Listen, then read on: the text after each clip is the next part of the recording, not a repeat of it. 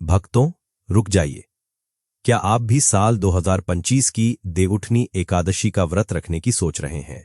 अगर हां, तो ठहरिए और पहले यह जान लीजिए कि करोड़ों लोग इस दिन एक ऐसी भयंकर भूल करने वाले हैं जो उनके पूरे साल के पुण्य को नष्ट कर देगी।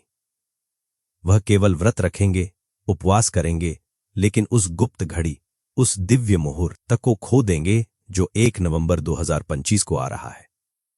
यह कोई साधारण दिन नहीं, यह वह रात है जब भगवान विष्णु 4 महीने की गहरी नींद से जागेंगे और जागते ही अपने भक्तों पर कृपा की ऐसी वर्षा करेंगे कि आपकी तिजोरी छोटी पड़ जाएगी। लेकिन यह कृपा केवल उन्हें मिलेगी जो इस वीडियो में बताई गई गुप्त विधि, सही समय और उन चमत्कारी उपायों को जान लेंगे।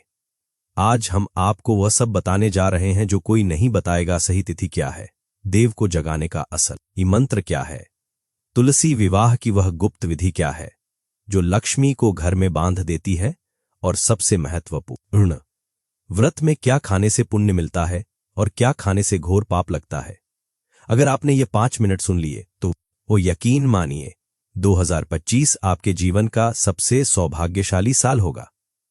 दोस्तों, यह केवल एक तिथि नहीं है, यह जगत के पुनर्जागरण का वह क्षण है जब सृष्टि की प्रत्येक श्वास में नई ऊर्जा और नई चेतना का संचार होता है। सोचिए, पूरे 4 महीने, जिसे हम चातुर्मास कहते हैं, स्वयं भगवान विष्णु क्षीर सागर में योग निद्रा में लीन थे। उनके साथ ही सारे देवता, सारी शुभ शक्तियां विश्राम में थीं।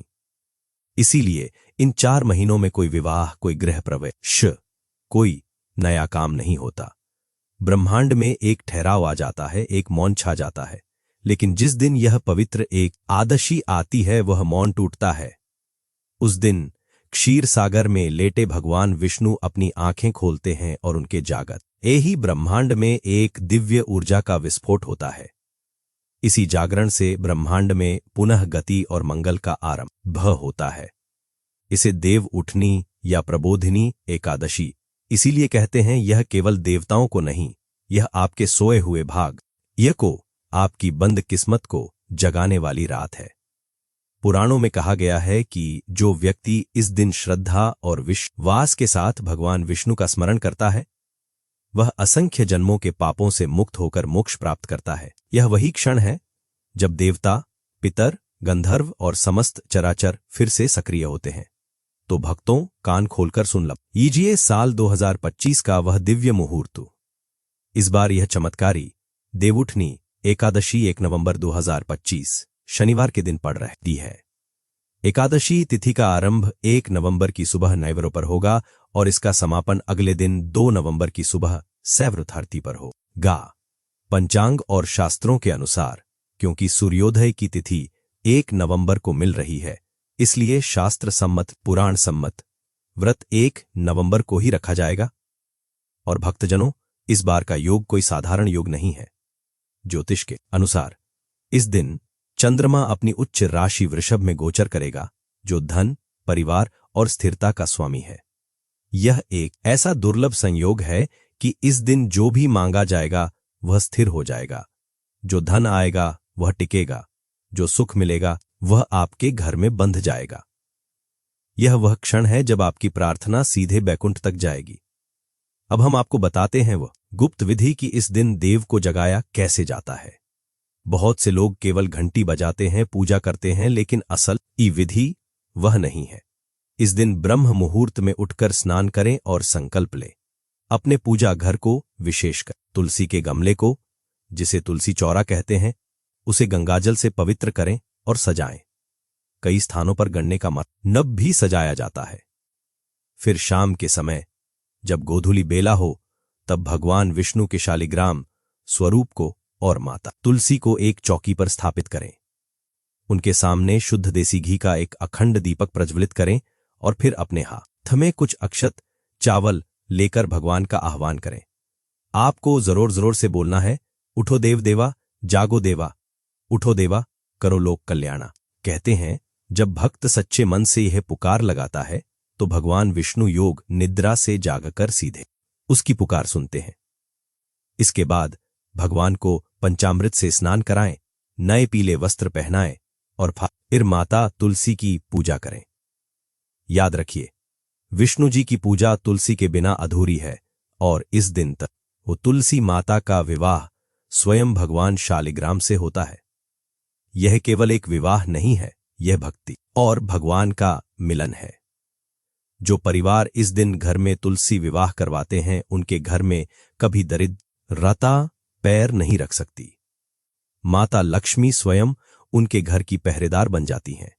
लेकिन भक्तों, इस वक्त व्रत का असली फल तभी मिलता है जब आप उन भयंकर भूलों से बचते हैं जो अनजाने में हो जाती हैं, और यहीं पर 99% लोग गलती कर बैठते हैं। ध्यान से सुनिए, एकादशी के दिन भूलकर भी अन्न का एक दाना भी पेट में नहीं जाना चाहिए।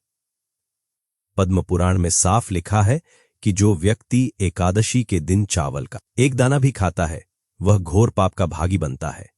उसे रेंगने वाले कीड़े मकोड़े की योनि प्राप्त होती है। इस दिन केवल फलाहार, दूध, फल या जल का सेवन करें। लेकिन एक और गुप्त बात, इस दिन भूलकर भी लहसुन, प्याज, मांस, मदिरा, मसूर की दाल जैसी तामसिक चीजों का स्पर्श भी ना करें। यह चीजें आपके भीतर की सात्विक ऊर्जा को नष्ट कर देती हैं और भगवान विष्णु की कृपा को आप तक पहुंचने से रोक देती हैं। व्रत का अर्थ केवल भूखा रहना नहीं, बल्कि मन, वचन और कर्म से शुद्ध रहना। इस दिन किसी की निंदा ना करें, किसी से झूठ ना बोलें, अपशब्द ना कहें और घर में कलह का आवरण बिल्कुल ना बनने दें। आपका एक एक शब्द, एक एक विचार शुद्ध होना चाहिए। रात में सोए नहीं, बल्कि नमो भगवते वासुदेवाय मंत्र का जाप करते हुए जागरण करें। कहा जाता है, जो भक्त इस रात जागकर हरि का नाम लेता है, उसके 7 जन्मों के पाप कट जाते हैं। आप जानते हैं तुलसी माता भगवान विष्णु को इतनी प्रिय क्यों है? क्योंकि वह माता वृंदा का ही स्वरूप है, जिन्होंने अपने पतिव्रत धर्म के लिए अपना शरीर त्याग दिया था और भगवान ने उन्हें वरदान दिया था कि तुम सदा मेरे मस्तक पर रहोगी, मेरे साथ पूजी जाओगी। और जब देवउठनी एकादशी पर भगवान जागते हैं, तो सबसे पहले वह अपनी प्रिय तुलसी से ही मिलते हैं।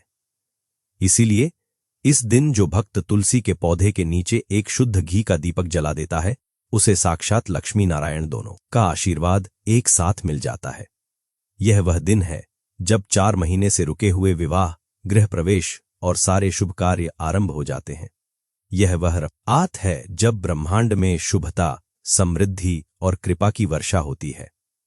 इस 1 नवंबर 2025 को केवल एक व्रत मत समझिएगा, इसे अपनी सोई हुई किस्मत को जगाने का, अपने घर की दरिद्रता को मिटाने का और अपनी तिजोरियों को भरने का एक दिव्य अवसर समझिए। जो विधि हमने बताई है, जो नियम हमने बताए हैं, यदि आपने सच्चे मन से बिना किसी दिखावे के चुपचाप यह कर लिया, तो यकीन मानिए आपके जीवन में इतना सुख, इतना धन और इतनी शांति आएगी कि आप उसे संभाल नहीं पाएंगे। यह भगवान विष्णु का स्वयं का वरदान है। बोलिए श्री हरि विष्णु की जय, माता तुलसी की जय।